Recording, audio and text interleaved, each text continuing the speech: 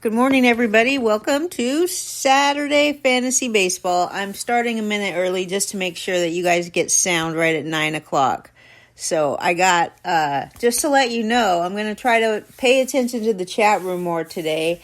I don't get to see it very much because I got Lenny in there and he's supposed to be taking care of the chat room, but I do like to interact with the chat room, so go ahead and let me know when you guys get sound, and I'll keep checking, but I will also say hello to everybody in the chat room. I know it's going to be a little light today in the chat room, and that's fine. It's Memorial Day weekend, and I'd like to say thank you to everybody that gave their life fighting for our freedom, fighting for our country. You know, we're huge fans in this at this website, in this chat room. So welcome aboard, everybody. Now, I want to get started, but I want to make sure that we have sound, and I don't see it yet, so I'll just keep checking. Yesterday, there was some crazy baseball going on. The White Sox, the Pirates, actually. We're going to talk about both of these teams, and of course, we're going to go through the box scores. We're going to do some tidbits, and we're going to... And, you know, I heard the other day on the radio that there was like 1.6 or 1.9 million fans that went to baseball games over the last weekend. So we'll see how it works out this weekend. But that was the most fans that actually attended a baseball game in the past several years, maybe since 2016 or something like that. So anybody says that baseball is dead is out of their mind. And I still don't see sound in the chat room. So I'm just going to keep babbling. Just consider, if you're listening on demand, just consider this a commercial ad. Since we don't have commercial ads, I'm just going to babble until I get sound in the chat room. Because like I said, I'm going to definitely interact with the chat room today. And there is sound. So let me just let you know. Refresh. Okay. Shohei Ohtani. I'm going to ask you a question, and I know, I'm not a big fan of projecting where a player is going to sign. I really am not interested in all this trade talk and, all these baseball writers saying so-and-so is probably going to go here or so, there's ways to tell what teams need and stuff, but other than that, it's really just a guess. So anything that anybody says is just a guess, but Ohtani is going to have a free agency coming up. And we've talked about how Ohtani is going to probably this guy's probably going to sign for like $500 million, probably the biggest contract in sports history. And I'm just wondering what you guys think, if you want to make any projections or predictions about where Ohtani will land. I would say this is going to be the most watched free agency in sports since LeBron James went to Miami in 2010. So who do you think is going to get Ohtani for $500 million? Lenny says the Mets are clearly in play for Ohtani, and I would say that's probably true. The Mets spend the most money, but it didn't really work out for them this year so far, although with Max Scherzer and Verlander both healthy, these Mets, and they're starting to win games now, and, there's certain players that just make a huge difference in how a team does. I would say another player like that is Andrew McCutchen. He's not great for fantasy, but he's actually a great pick this year because you didn't hardly have to pay anything for Andrew McCutchen. Nobody expected Andrew McCutchen to do as well as he's doing, but for the Mets team in general, for the Pirates team in general and the Pirates fans, Andrew McCutchen has made a huge difference going back to the Pirates, making a name for himself there. Already did that several years ago.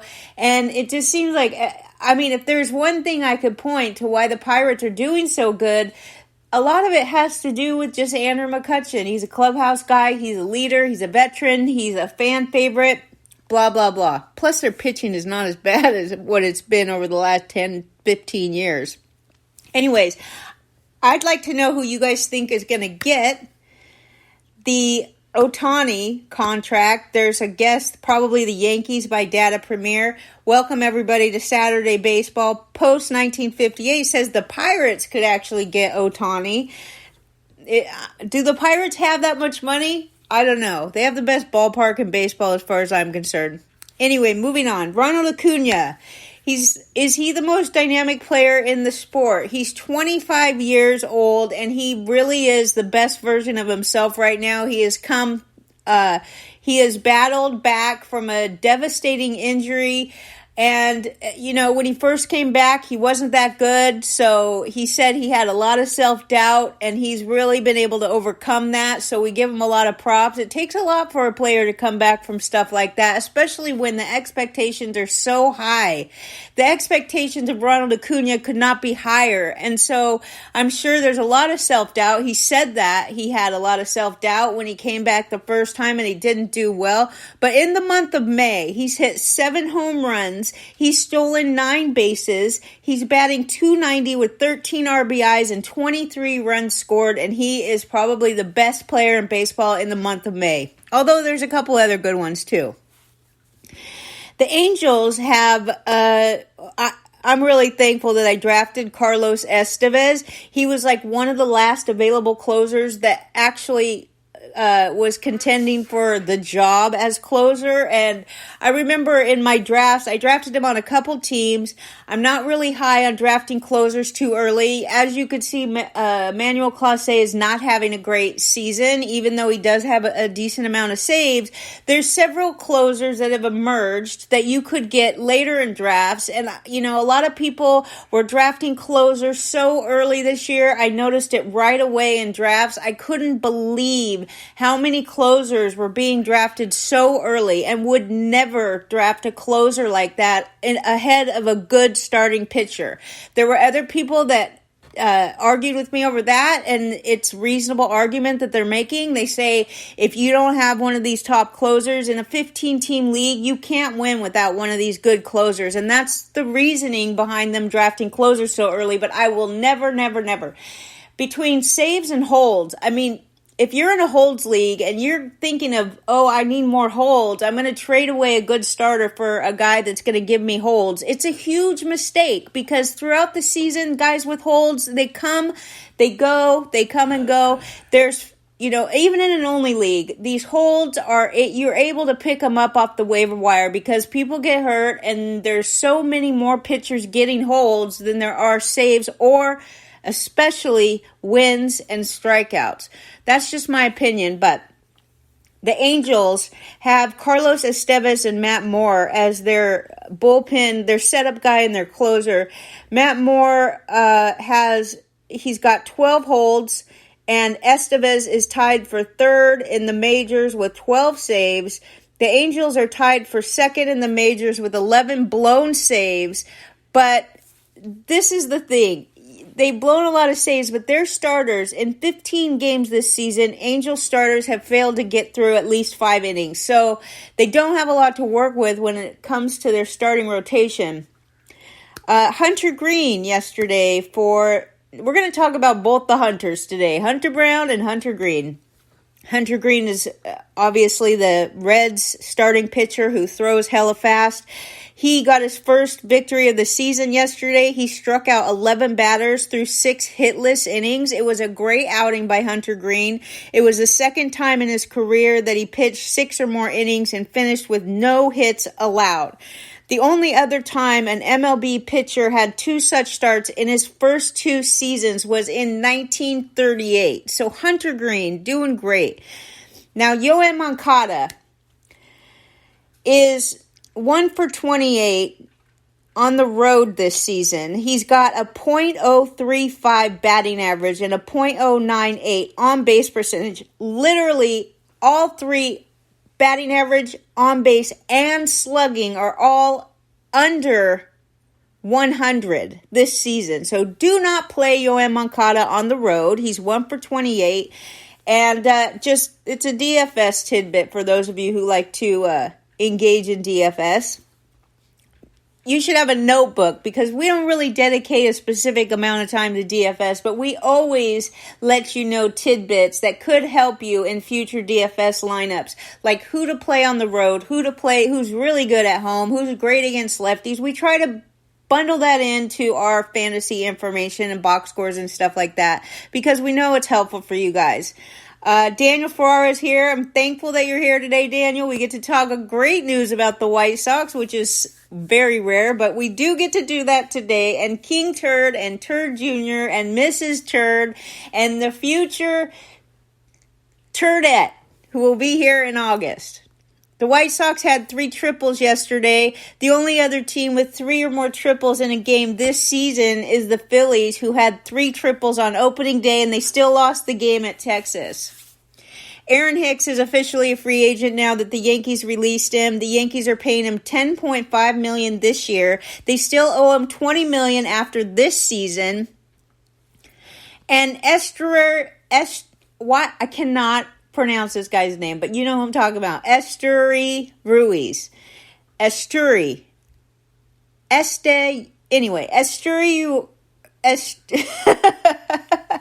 Lenny, how do you say his name? Ruiz. Lenny says, say his name, Ruiz. Okay. Ruiz has 27 stolen bases now. 5 games still left in May. It's the highest stolen base total that we've seen since 2000. Okay, except for one. It was Jose Reyes who did it in 2007, and he stole 78 bases that year. But Ruiz is on pace to blow out that total by Jose Reyes in 2007. And this tidbit comes from our great friend Tim McLeod. Hi, Tim McLeod. Hopefully you're listening. Jorge Soler has 16 homers, 5 of them coming in the last 6 days, and 7 homers in the last 10 days. That tidbit from Greg Lambert. There are 18 notable pitchers aged 25 or younger this season in baseball. That includes guys like Hunter Brown, Hunter Green, Josiah Gray, Mackenzie Gore. Reed Detmers is 23. Detmers is only 23, so let's give him a chance, okay? He's 23 years old. Grayson Rodriguez, of course, is 23, but you also have Bryce Miller, Dustin May, Jesus Luzardo, George Kirby, who got his ass kicked yesterday, okay? And a few more. But I just wanted you guys to know there's 18 notable pitchers in baseball aged 25 or younger. All starting pitchers, by the way. Noah Syndergaard. Good grief. Noah Syndergaard complaining about his vibes. He says, there's just not a lot of positive emotion right now when I think about pitching. Really? I wonder why. Probably because you have a 6.27 ERA and a 298 batting average against, and he gave up 6 runs on 8 hits in 6 innings last night in a 9-3 loss to the Rays. Now, you can't knock him too much for losing to the Rays. The Rays are an excellent team. They lead the entire baseball with runs and everything else. And so, but Syndergaard has not been good. Clearly, he's got a 6.27 ERA. Now, the Dodgers are finally admitting that they need more starting pitchers. Andrew Friedman acknowledges that the promotions of Gavin Stone and Bobby Miller were sooner than they wanted to bring them up, and the Dodgers might have to look outside for pitching help. Maybe you shouldn't have kicked Trevor Bauer to the curb. Just saying. Anyway, opposing base runners are 15 for 16 in stolen base attempts with Dodgers Noah Syndergaard on the mound, which means he doesn't even make an effort to try to keep runners from stealing bases. The Rays stole 7 bases yesterday. No, they stole 7 bases in their win over the Blue Jays on Thursday. But I know they stole like 4 more bases yesterday. Clayton Kershaw, he lost his mom recently. That's a horrible thing to go through, but he did start in St. Louis on Sunday, and he says that he's been dealing with body fatigue. He still said that he's feeling great and he's ready to go today. So we got Clayton Kershaw on the mound after feeling body fatigue after Thursday's start, but he'll be back today. Now, Nationals infielder Luis Garcia, he's 23 years and 10 days old. Last night he went 6 for 6. He's the second youngest to get 6 hits in a 9-inning game in MLB history. Jesus Alou was 22 years and 108 days in 1964. So Luis Garcia had a great night last night. Now, also another great night last night, Craig Kimbrell. I guess it was a great night. It was a great night for the fact that Craig Kimbrell is the second pitcher this season to reach 400 saves in his career. Kenley Jansen was the other one. Craig Kimbrell, the 8th reliever ever to reach 400 saves. Let me see what we got in the chat room. Put it in the books. Mets. Yes, the Mets are winning. Good. Bauer's already been demoted in Japan. Yeah, he's not having a great season over there. Craig Kimbrell did this in Atlanta, and if you remember, he spent, I think, the first 5 seasons of his career in Atlanta. Does anybody remember Johnny Venters? When Lenny and I went to see the Atlanta Braves, we got to see Venters in the 8th and Kimbrell in the 9th. I loved Johnny Venters. I thought he was going to get traded and be the closer somewhere. I really did. He just looked excellent. Both him and Kimbrell looked excellent, but I knew that with Kimbrell in Atlanta, he would never get a chance to save games. He got hurt, and he's out of baseball as far as I know. I haven't heard anything about him in several years. 4 or 5 years, I haven't heard anything about him. Maybe that's wrong. I might have seen him recently, the last few years. Anyway, I just remember how great these 2 pitchers were, with Venters coming in right before Kimbrell. Anyway, Kimbrell did get his 400th save in Atlanta, even though he doesn't pitch for Atlanta anymore. He spent the first 5 seasons there. Which MLB players have the best shot at Cooperstown? We know for sure Mike Trout, Verlander, Kershaw, Scherzer, Cabrera, Miggy, Greinke maybe, and Joey Votto maybe. But I'm wondering what you think of Andrew McCutchen, Evan Longoria, Freddie Freeman, or Adam Wainwright. Do any of those pitchers do you think they deserve to be in the Hall of Fame, or are they on the path to the Hall of Fame, or maybe not? I would say Jacob deGrom is, if this guy can't get healthy and pitch good for the rest of his career, he's not going to make the Hall of Fame, even though we all in this chat room and those of you listening on demand, we all know Jacob deGrom is the best pitcher in baseball when he's healthy. However, I don't think he's had enough healthy days to qualify for the Hall of Fame, which is a sad situation. New York Yankees have the most games played since a losing streak of 10 or more games by far. The New York Yankees have gone 17,177 games without a losing streak of 10 or more games. And the Yankee fans, you would never know that by the way they boo these guys when they come out, if they're doing bad. But that is like 3 times the number of games gone without a 10-game losing streak of any other team in baseball. The next one is 6,750 games. That's St. Louis. And, of course, Boston, Houston, Colorado, Atlanta. They've all done it within the last 1,500 games. Say hello, Laura. What? Oh, hi, Laura. Lenny wants me to say hello to you. Make sure you know that we love having you in the chat room. Entering Friday, the Mariners had allowed an MLB low 34 home runs this season, and the Pirates proceeded to hit 7 home runs against them last night. That's the most home runs any team has ever hit in a game against a team that came into the day allowing the fewest home runs in Major League Baseball history. King Hap's here. Hello, King Hap. Nice to see you. Thanks for coming in on a Saturday. Road teams outscored home teams yesterday by a combined 65 runs. That's the best run differential by the road teams on a single day in MLB history. The previous record was 57 on July 30th, 1890. Now, Bobby Witt, he's the only MLB player to get 4 more hits, hit 2 or more home runs, drive in 5 or more runs, and steal a base, and yet they still lost the game. Of course, because he plays for Kansas City, and they just stink. MLB players had been a combined 47-0 when doing all of that in a game before yesterday. Now, Alek Manoah, is Malpal here? Yes. Malpal, you can take a bow for this one.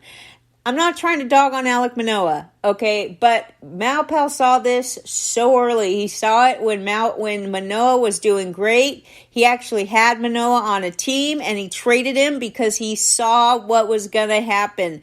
There's a formula that you can use to see these players and whether or not these pitchers, and if they're mediocre pitchers, it's ground ball plus strikeout percentage. If it goes to 70 or more, that pitcher is either going to break out or he's a good pitcher. But Manoah had none of that. He doesn't get a lot of ground balls, and he can't strike out as many batters. He was lucky for several years before. This is where Alek Manoah ranks among the 72 qualified MLB starters. He's the 5th worst in ERA with a 5.53. He's the absolute worst with a 1.79 whip.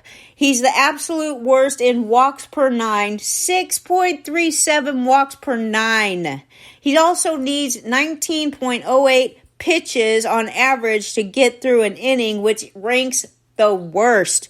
Manoah is not as good of a pitcher as we thought he was going to be. Malpal saw it right away.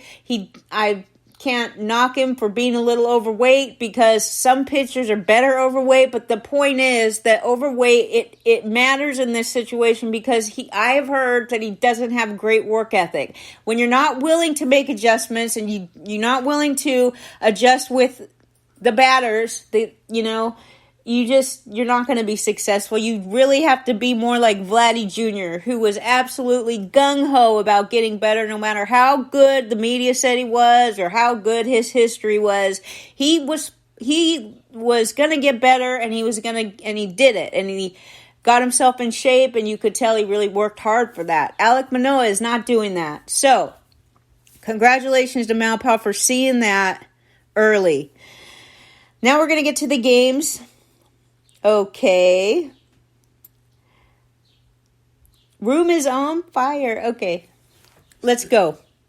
The Cincinnati Reds beat the Cubbies 9-0 yesterday. The Cubs have been outscored 19-1 the past 2 games after getting pounded by the Mets 10-1 on Thursday. Hunter Green, 6 hitless innings, matched a career high with 11 strikeouts, got his first win in 11 starts this season. He walked 2 and he threw 110 pitches.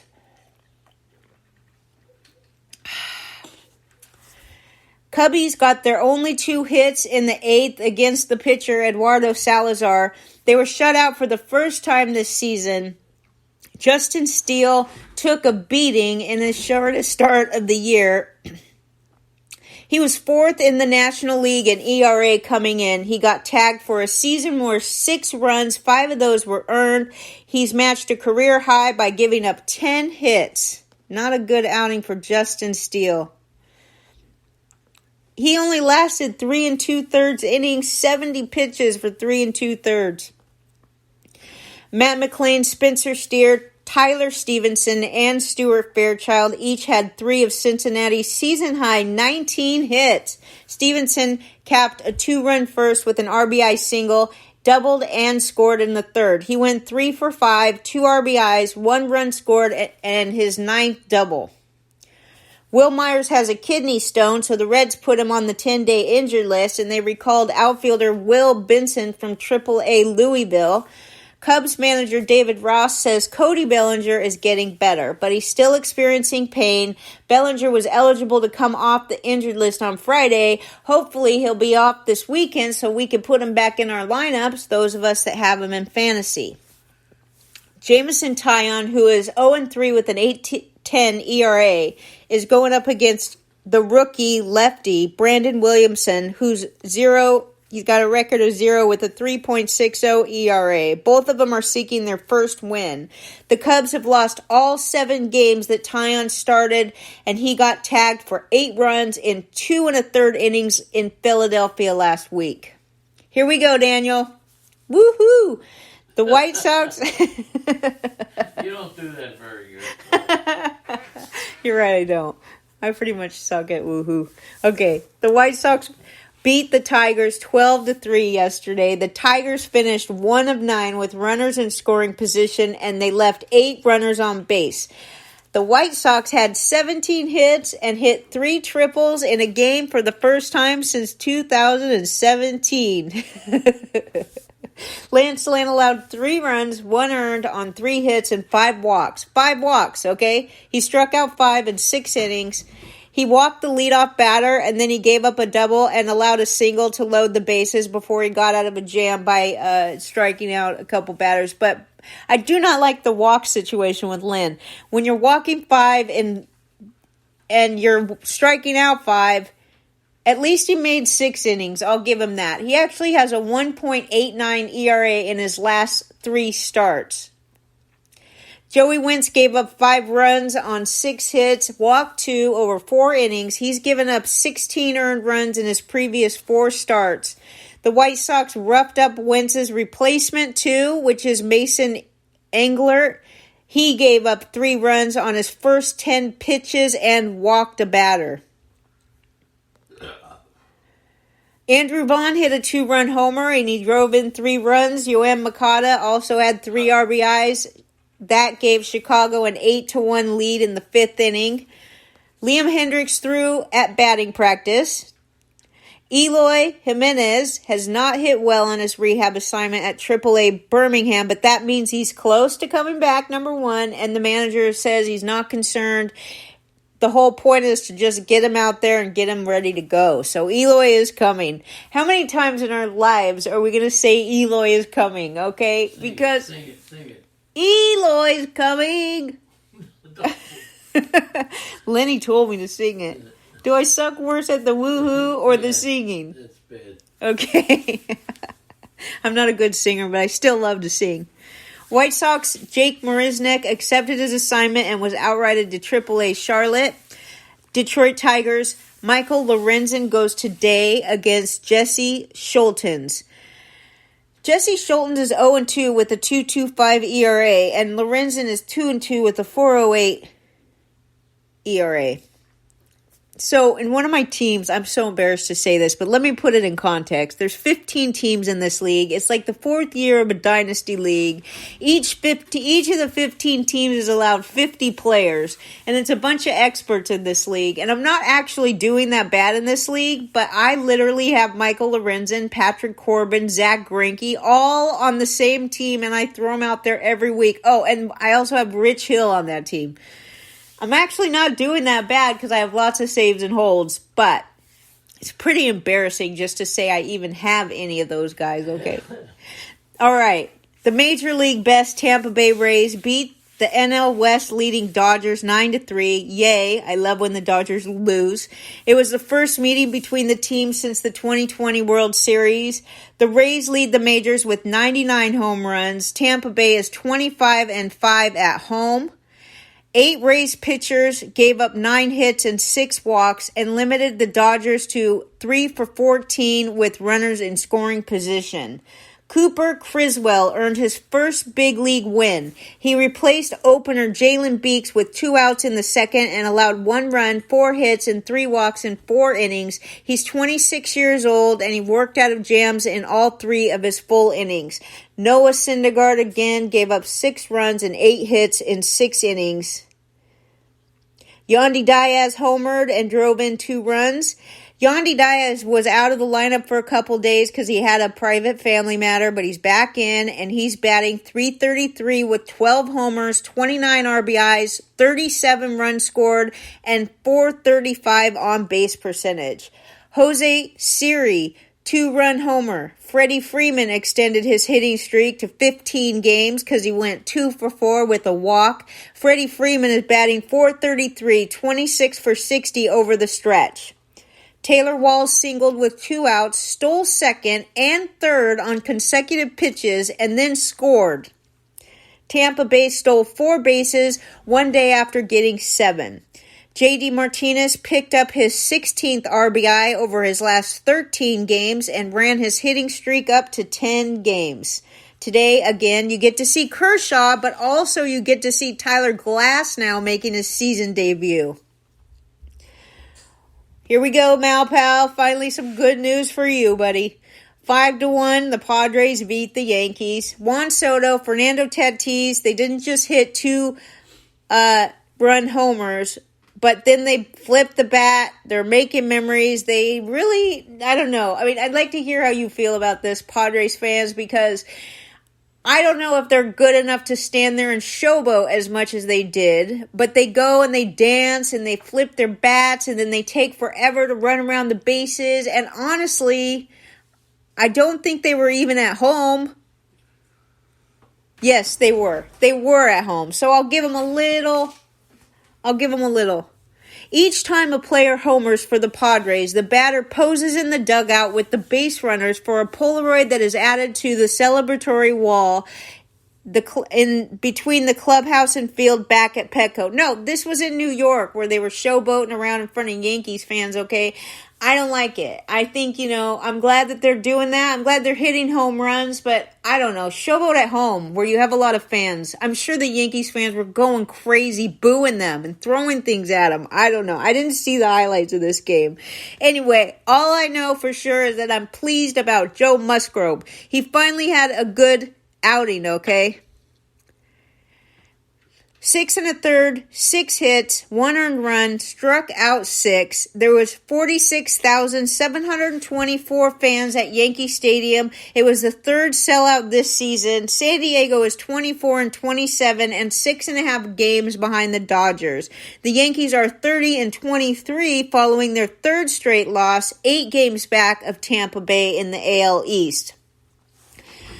Joe Musgrove again, he ended a 4-start winless streak. He allowed 1 run and 6 hits in a season-high 6 1/3 innings, no walks. Randy Vasquez, a 24-year-old right-hander, he made his big league debut for the Yankees. He allowed 2 runs and 4 hits in 4 2/3 with 6 strikeouts and 1 walk. 51 of his 84 pitches went for strikes, and he averages 93.7 miles an hour with his fastball. And then, he was optioned back to the minors after the game. So you got Tatis hitting his 8th home run and Soto hitting his 10th home run. I love those two things. But Bogart stole his 6th base. Odor stole his 2nd base. Dixon stole his 1st base. And that's about it because the Yankees didn't do much. Anthony Rizzo got his 31st RBI and Judge got his 9th double. And that's about it. They went 0 for 5 with runners in scoring position. Soto, 432-foot drive to right field, came off the bat at 114 miles per hour. It was the Padres' hardest hit home run this season. Soto is back. Tatis hit 439 feet for his 8th homer, 113 miles per hour. He held the bat as he watched the ball, blah, blah, blah. Showed off, basically. Rougned Odor, I told you what he did, but he actually has 12 RBIs in his last 5 games. Now, an update for Machado. He took on-field batting practice for the first time since his left hand was fractured. Bob Melvin says he's not going to play this weekend. Bulldinky and poppycock, because last week he said that Machado would be ready to play. I don't know what they're doing, but I realize the frustration with Machado, and I can only say this is temporary, in my opinion. Now, infielder Kim for the Padres, he was out of the lineup because the day before he had fouled a ball off of his left knee, but he could return today, so no stress for that. And then with the Yankees, you got Giancarlo Stanton. He could start a rehab assignment on Tuesday. And Josh Donaldson was 0 for 3 with 2 strikeouts and 2 walks as the DH in his second rehab game for AAA. He'll have today off, play tomorrow, and then he'll be evaluated. Now, you get to see today Luis Severino making his second start of the season against Michael Wacha, who's won 3 straight starts. The Texas Rangers beat Baltimore 12-2, okay? Now, holy moly, we know the Rangers are good. The Orioles were actually coming off a trip in which they had 3-game sweep of Toronto and took 2 of 3 from the Yankees. They had 20,293 fans in attendance, but the Rangers came in averaging a Major League best 6.33 runs per game. They won 9 of 12, and They're 32-18, the third best record in the majors behind Tampa Bay and Baltimore. The Rangers lead the AL West after finishing fourth last year with 94 losses. Jon Gray is 5-1. He won his career-best fourth consecutive start, gave up 1 run and 4 hits over 7 innings, struck out 8, and walked 1. You remember we used to love Jon Gray. We were sad that he was a Colorado Rockies, but I remember asking Paul Sporer. It must have been in like 2010 or 2011. It was a long time ago. If Jon Gray was worth drafting, even though he pitches in Colorado, and he said yes. And I remember that. And Jon Gray, look, he's having a breakout season finally. I don't know how old he is, but he's been around for quite a few years. On the other side, for the Orioles, you had rookie Grayson Rodriguez. He allowed 8 earned runs and 6 hits, including 3 homers in only 3 1/3 innings. It was the second time in 3 outings that he gave up 8 runs. He's got a 7.35 ERA after 10 starts. Corey Seager hit his 3rd career grand slam to highlight an 8-run 4th inning. It was a crazy 4th inning that featured a 2-run homer by Robbie Grossman and 2 hits apiece by Josh Jung and Josh Smith. Leody Taveras, 2-run homer. Marcus Semien extended his hitting streak to 15 games. Adley Rutschman hit a homer. For injury updates, we have the Rangers' Jake DeGrom threw 31 pitches in a bullpen session, and Bruce Bochy says the team will map out a plan for the next step after determining if DeGrom feels any lingering pain. Orioles infielder Ramon Urias was reinstated from the 10-day injured list, and Joey Ortiz was optioned to AAA Norfolk. Tonight you get to see Andrew Heaney against Dean Kremer.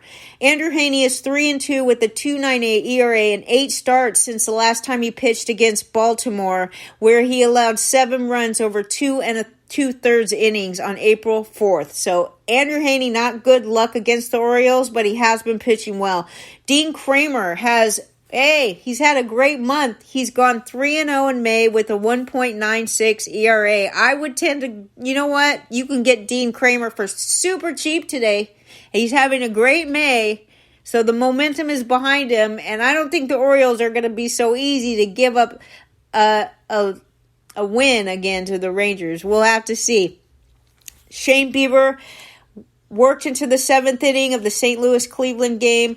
Ahmed Rosario hit a 3-run double, and Emmanuel Clase survived another stress-filled 9th inning, and Cleveland won its MLB high 23rd one-run game. I thought Miami was the king of the one-run games. I guess Cleveland is now. They beat the Cardinals 4-3. The Cardinals are 10 and the Guardians are Hold on a minute. Cleveland won its MLB high 23rd one-run game and beat St. Louis 4-3. That's strange because then it says the Guardians are 10-13 in one-run games, and the Cardinals are 13-6 since May 7th. Makes no sense. I thought Miami was the king of the one-run games this year. Shane Bieber limited the Cardinals to 2 sacrifice flies. He allowed 2 runs and 5 hits in 6 2/3 innings, and he got pulled after walking 2 batters in the 7th inning. He's 9-1 in his career against NL Central teams. There you go. Shane Bieber, 9-1 in his career against NL Central teams. The rookie Matt Liberatore, 5 innings, 5 hits, 4 earned runs, 2 strikeouts, and 2 walks. Ahmed Rosario bases clearing double in Cleveland's 4-run 5th inning. It was just the 5th time this season that Cleveland has scored 4 runs or more in an inning. Nolan Arenado and Alec Burleson hit sacrifice flies. Stephen Kwan got an RBI single, and Emmanuel Clase, he hasn't been great, but he still has the most saves in baseball, 17 saves in 22 chances. The Guardians came in with the fewest strikeouts in the majors, but they still suck at hitting because they're scoring the lowest runs too. They're first in the American League and third in MLB with a 23% swing and miss rate. Only Washington and Arizona have a better swing and miss rate, but that doesn't mean that they're scoring runs, because I remember reading too that they are the lowest scoring team and one of the lowest scoring teams in baseball. Dylan Carlson took swings from the right side on Friday, and they hope that he'll do so from the left side and begin running. He's a switch hitter in the next few days. He hurt his ankle May 14th. Aaron Civale will make his third rehab start at AAA Columbus tomorrow. It's possible Civale could be activated and return to the rotation next week. Tonight you get to see Jack Flaherty making his first start in Cleveland against rookie Tanner Bibee. The Phillies beat the Atlanta Braves 6-4.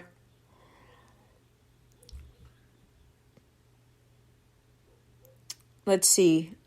Jeremy Gibbs says he has Dean Kramer on his Kings Court team. He won last year. He's in fourth today. Timco's in first place today. Interesting. I know a story about that league from last year. And I think Timco was trying to place in the money. But anyway, the NL leading Braves dropped to 31-20. Philadelphia stuck in fourth place in the National League East is 24-27. The Phillies are 7 games back of Atlanta in the division standings. Taijuan Walker gave up 10 hits, okay? He got so lucky that he didn't get destroyed yesterday. He gave up 10 hits, but 3 earned runs in 6 2/3 innings, and he won for the first time in 4 starts. He began the game 1-2 with a 5.14 ERA in 7 career starts against Atlanta. Jared Schuster, the Braves' top prospect, according to MLB.com, allowed 3 hits and 3 runs in 5 2/3. It was his 5th career start. Brandon Marsh hit a go-ahead 2-run single. Trey Turner got an RBI double. Michael Harris, remember him? Snapped a 1-for-28 slump with a 2-run homer. He entered the game batting .165. It was the second home run for last season's Rookie of the Year. Nick Castellanos hit a triple. Now, we talked about Craig Kimbrell hitting 400 saves. He invited 30 to 40 family members to Atlanta yesterday because he grew up in Alabama. So he invited 30 to 40 family members and friends to come from Alabama to watch him become the 8th pitcher in Major League history to earn 400 saves, and he did it in 730th career appearance. He worked a scoreless 9th inning to get his 6th save and 6 chances this season. All right, of the 7 previous relievers to reach 400 saves, only 3 of them did it in under 800 appearances, and that includes Mariano Rivera, Trevor Hoffman, and Kenley Jansen. Over his last 15 games since April 16th, Kimbrell has faced 54 batters and has struck out 26 of them in 14 innings. He still has a 5.68 ERA on the season, but that was a great time for him, and all his family were there to see it, his friends. Now, the Phillies manager says that Harper continues to throw from 90 feet and needs to reach 120 before he can return to right field. They said that he probably won't play in the field until after the All-Star break. Tonight you get to see Charlie Morton against Zach Wheeler. The San Francisco Giants are starting to bounce back from their slow starts. They beat Milwaukee yesterday 15-1. They're 26-25 now, and they won for the 9th time in 11 games, and they're finally above 500 for the first time this season. The Giants have outscored the Brewers 20-1 in the first 2 meetings of this 4-game series. Alex Wood worked 5 2/3 innings, gave up 1 run and 3 hits. He struck out 5 and walked 5. Ugh, I hate walks. Brewers starter Freddie Peralta gave up 8 hits and a career-high 10 runs in, get this, 2 1/3 innings. Only 5 of the runs that he allowed were earned, so still, here's the thing. I think Peralta, well, I'll tell you this. The Brewers lost Willy Adames when he was struck by a foul ball. He was sitting in the dugout watching the game, and his own teammate, Brian Anderson, not his fault, he got hit by a line drive from Brian Anderson in the bottom of the 2nd inning. Adames was taken to the hospital, and they kept him overnight even though they said that his tests revealed no fractures, so we could thank the Lord for that. But he was still going to remain in the hospital overnight, and then he would go on the injured list. So you got to replace him because he's going to be out for a little while. Now, his injury appeared to really rattle Peralta because they're good friends, I guess. And then, they committed 2 errors and allowed 7 runs in the very next inning. So we got to give the Brewers a break here because they lost one of their friends and their teammate.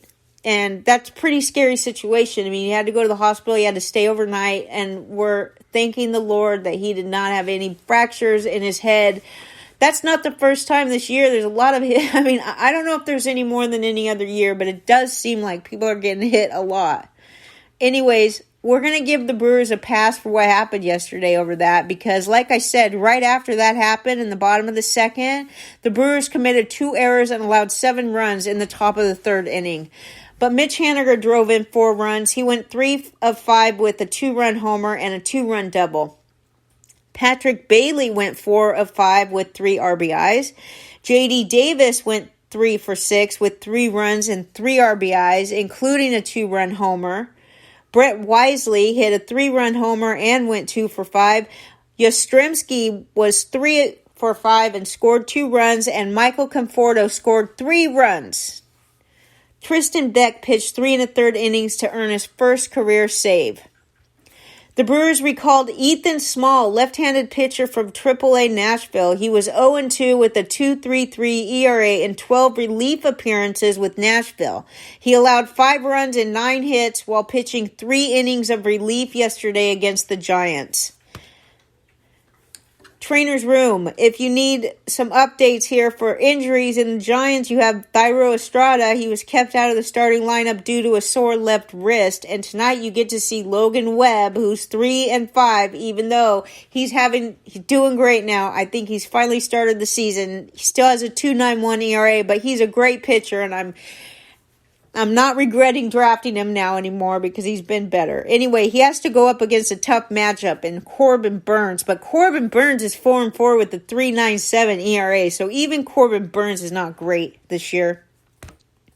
Toronto Blue Jays beat the Twins 3-1. Minnesota's lineup got just 5 hits. They were unable to take advantage of 9 walks. The Twins stranded 13 runners on base. That was a season high for a 9-inning game. Kevin Gausman won for the first time in more than a month. He allowed a run and struck out 8 over 5 1/3, and Louis Barland pitched 6 innings for the Twins. He allowed 7 hits and 3 earned runs, struck out 3. Kevin Kiermaier hit his 4th home run, Bo Bichette hit his 10th home run, and George Springer hit 2 doubles. Kyle Garlick hit a RBI double, and Jordan Romano worked the 9th for his 11th save. Why are you sighing, Leonard?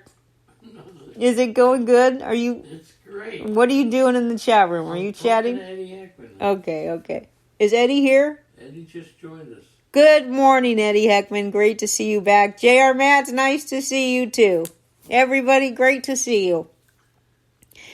All right, Danny Jansen was placed on the 10-day injured list with a strained groin. I guess that means Alejandro Kirk is going to get more playing time since, well, I'm not really sure. The other day I was like, Danny Jansen hitting this good is going to be bad for Alejandro Kirk unless they're using him as a DH. And I went to look at the depth charts, and it had Brandon Belt as their number 1 DH, and Alejandro Kirk was their number 2 DH. So I can only imagine that Alejandro Kirk wasn't really losing too much playing time to Danny Jansen hitting well.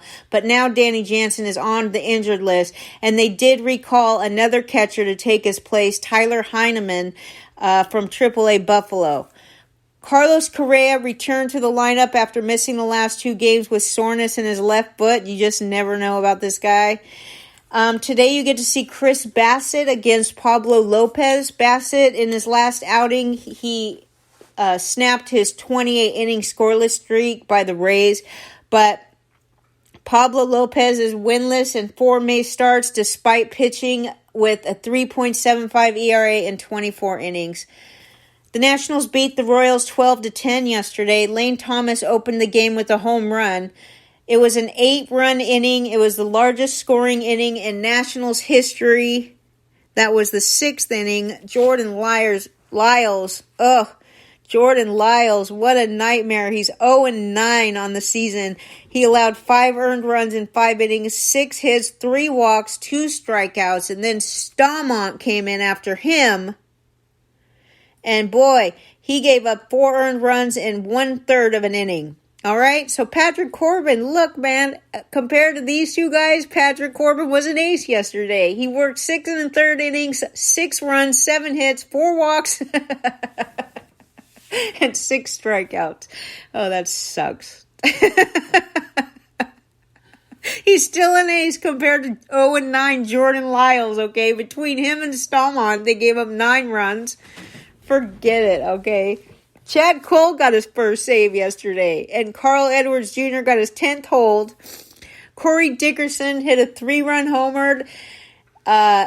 He's 34 years old. He's in his 11th big league season. He has 8 hits and 2 homers, 7 RBIs since being called up from AAA on May 17th. So Dickerson, you might want to pick him up. He's got 8 hits, 2 homers, and 7 RBIs since he was called up on the 17th. That's only 10 days ago, so he's crushing it. You might get to stay. Luis Garcia hit 2 doubles. It was the first time a Nationals batter has had 2 hits in an inning. That was part of his career-high 6-hit performance. He's just the 3rd Nationals player to have that many hits in a game. And like I said, Bobby Witt Jr., 2 homers, including a 3-run homer, 2nd career multi-homer game, and a career-high 5 RBIs. Candelario hit a 2 RBI triple and then scored. The Royals called up outfielder Drew Waters, and tonight you get to see Josiah Gray against Brady Singer. Chris from Staten Island is here. Chris from Staten Island, yay! Hello, nice to see you, buddy. I wonder how you're doing in your league. It's Chris Diaz. Didn't he draft with us on? I don't know. I think. That was Chris Diaz. Yeah, Chris Diaz. Okay. I think he drafted with us when you did the auction, didn't he? I don't remember. Okay, I'm wondering how your team is doing. Make sure you're the right person that I'm talking to. Okay. New York Mets beat the Colorado Rockies 5-2. The Mets have won 7 of 9 following a 6-16 skid. Max Scherzer struck out 8 in 7 innings of 1-run ball. He set season highs in innings, strikeouts, and pitches. He threw 102. He scattered 6 hits. He didn't walk a batter, and he worked out of a jam in the 7th. All right, dude, you are the right. Okay, you're in 3rd place. That's great. You just stay right there, buddy. That's a great place to be right now. Brandon Nimmo tripled twice, walked 3 times, scored 3 runs. He had a perfect night at the plate, and he was another one that had a bunch of family members and friends there. They saw him become the first player in franchise history to have 2 triples and 3 walks in 1 game. Brandon Nimmo's a good hitter. He bats leadoff. I'm sorry, he's always been underrated in fantasy. Nimmo has 3 triples in the past 2 games. He's tripled in back-to-back games and has 27 triples for his career. He has sole possession of 10th place on the Mets franchise list for triples. Francisco Lindor homered and drove in 4 runs. That made it 10 straight games for the Mets with at least 1 home run. Lindor came into yesterday batting .154 with 1 home run and 78 bats against the Rockies. That's another note for your DFS notebook. He came into Friday batting just .154 with 1 homer and 78 at bats against the Rockies. Ryan McMahon, 4th homer and first since April 22nd, spanning 101 at bats. Charlie Blackmon homered. Jurickson Profar had a single to extend his on-base streak to 33 games. Adam Ottavino got his 5th save, and tonight you get to see Verlander against lefty Chase Anderson. The Marlins snapped the Angels' 4-game winning streak and beat the Angels 6-2. Miami finished with the season-high 16 hits, and everyone in the starting lineup got at least 1 hit. The Marlins have had at least 11 hits in 6 straight games. That's a club record. Angels extended their streak of not getting shut out to 93 games, the longest active streak in the majors. Jesus Luzardo allowed 1 run in 5 innings and struck out 7. It looks like he finally figured it out. Malpal's boy. That's Malpal's boy. He has a 1.64 ERA and 21 strikeouts in the last 3 games, including 2 starts at Angel Stadium. Reed Detmers. 10 hits. Lucky as hell he didn't get crushed more for this, but he had 3 earned runs. He struck out 5 in 5 innings. Brian De La Cruz had 4 hits, including a 2-run homer. Mike Trout had an RBI single. Brandon Drury homered. Gio Urshela had 3 hits. Jorge Soler homered for the 4th straight game, and now he's the first Marlins player in 6 years to homer in 4 consecutive games. The longest homer streak in the majors this season is actually Christopher Morel, the Cubbies, and Nolan Arenado both have hit home runs in 5 straight games this season. So Soler is second in the majors.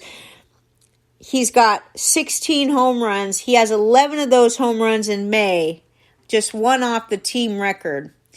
Angels pitcher Sam Bachman became the first top 10 pick from the 2021 amateur draft to play in the majors when he came in for the 8th inning. He struck out 4 in 2 innings, but he also allowed 1 run on 4 hits.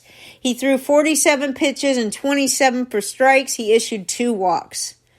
The Marlins' Jesus Sanchez went 0 for 3 in his first game of a rehab assignment with AAA. AJ Puck, guess what he's doing? Throwing a 20-pitch bullpen session today.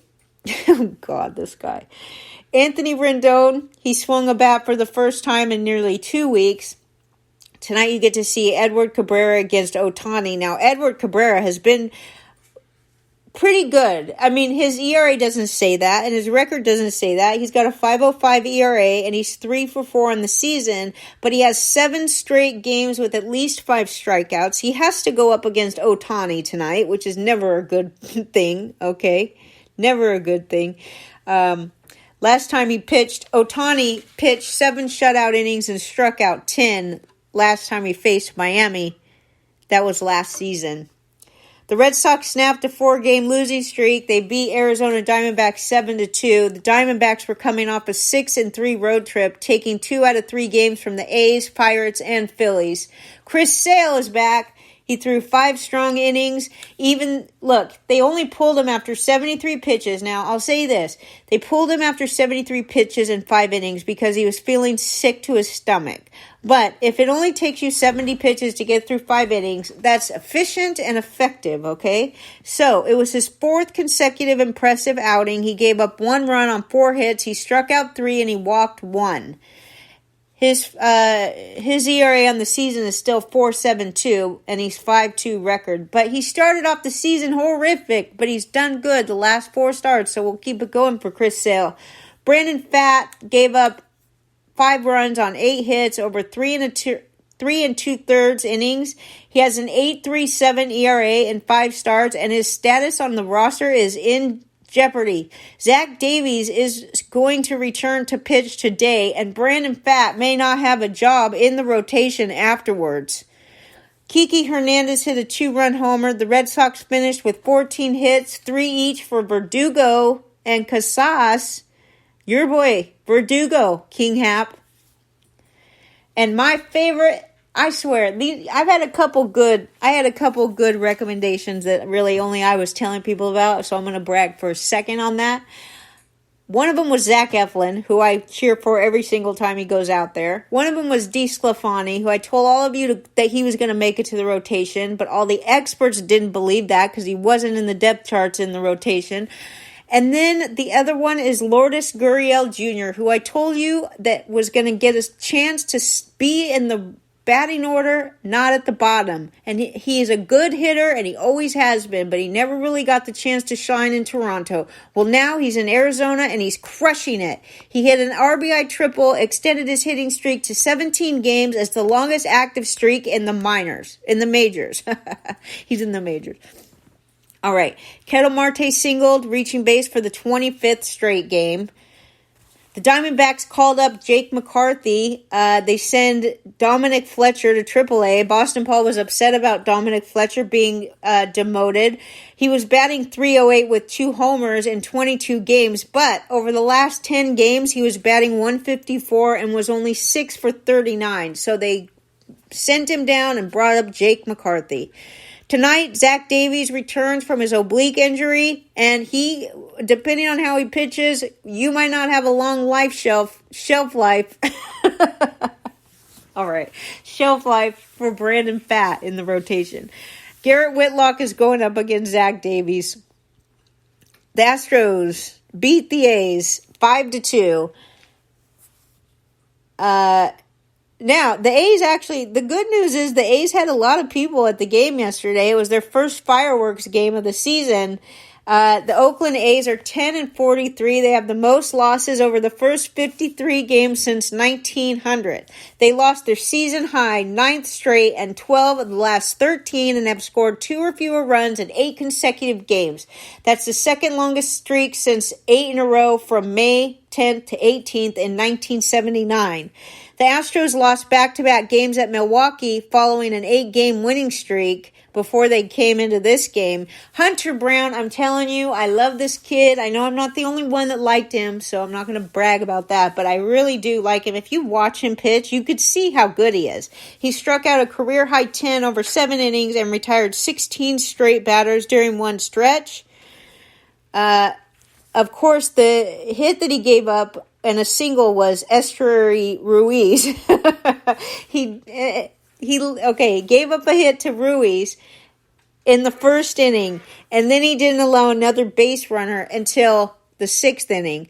James Caprillion made it 12 straight losses by the A's starters over the past 19 games since their only 2 wins, May 5th and 6th at Kansas City. Jose Altuve returned to the lineup after exiting Tuesday against the Brewers because he felt sick. Seth Brown hit a 2-run homer, but he's only 4 for 20 in May. Ryan Presley, he got his 9th save in 9 chances, and A's drew a crowd of 13,345. It's not a lot, but it's 3 or 4 times what they were getting when they first decided to move. Now, Astros Michael Brantley, recovering from inflammation in his surgically repaired right shoulder. He is swinging again, but not yet hitting. Jeremy Pena got a day off. Jose Urquidy threw on flat ground for the first time. Lance McCullers Jr. was going to meet the team in Oakland, but instead he will join the Astros back home in Houston. And Paul Blackburn for the Athletics is set to start Monday against the Braves in his return from a blister and fingernail injury. Okay, I got one more game. Right? Yes, one more game, and it's a good one, so stick around. Pittsburgh beat the Mariners 11-6. The Pirates matched a franchise record with 7 home runs. The 7 home runs that more than doubled Pittsburgh's previous high for a game this season, which was 3, and marked the 3rd time since 1901 that the Pirates hit 7 in a game. George Kirby, 4 home runs allowed, 7 earned runs altogether, 4 2/3 innings, 9 hits, 4 strikeouts. Mitch Keller wasn't great, but he still worked into the 7th to win his 3rd straight decision. He allowed 6 runs on 7 hits and struck out 8. Andrew McCutchen hit the 21st leadoff homer of his career and the 8th of the season. Jack Sawinski hit 2 home runs. That was his 2nd multi-homer game of the season. Brian Reynolds finished with 4 RBIs on a 2-run triple, an RBI single, and his 7th home run, all in his final 3 at-bats. Carlos Santana, first home run since April 7th. Cabrian Hayes' homer was his 2nd of the season. Marcano, solo home run. J.P. Crawford, 2-run homer. Julio Rodriguez hit an opposite field homer and a 2-run single. Ty France keeps getting hit by inside fastballs. I won't say he's getting hit, but it's coming awfully close. He needs to back up some, okay? He was hit on the brim of his helmet by a 93-mile-an-hour fastball from Mitch Keller. It was the 2nd time this week that Ty France received a scare from an inside fastball. Up next today, you get to see Lenny's favorite, Vince Velasquez, who's actually pitching super this year. He's got a 3.06 ERA. One thing we've always said about Vince Velasquez is that he's got a ton of different pitches. And we loved watching him pitch. Lenny and I have seen him live pitch. We love watching him. Even he's fun to watch on TV. But if any of you got to see him live, he's really a great pitcher to watch. But his problem, we talked to a scout on our show one time, and the scout said he just doesn't know when to throw his pitches. He's got like 6 or 7 different pitches, and he never figured out when to throw them. But I think that he's finally figured it out. So he's going to make his 8th start of the season today and his first since early May. But he has to go up against Luis Castillo, who threw 6 shutout innings in his last start against Oakland. Big deal, right? He threw 6 shutout innings against Oakland. He still has a 2.97 ERA, and here's what he is against Pittsburgh. He's got a 2.51 ERA and 13 career starts against Pittsburgh. And thank you very much. You guys have a great Saturday. Enjoy your Memorial Day. I hope you can all make it back for Lady and the Legend tomorrow. If not, of course, Lenny will be back on Monday. And I just wish you all a great Memorial Day weekend.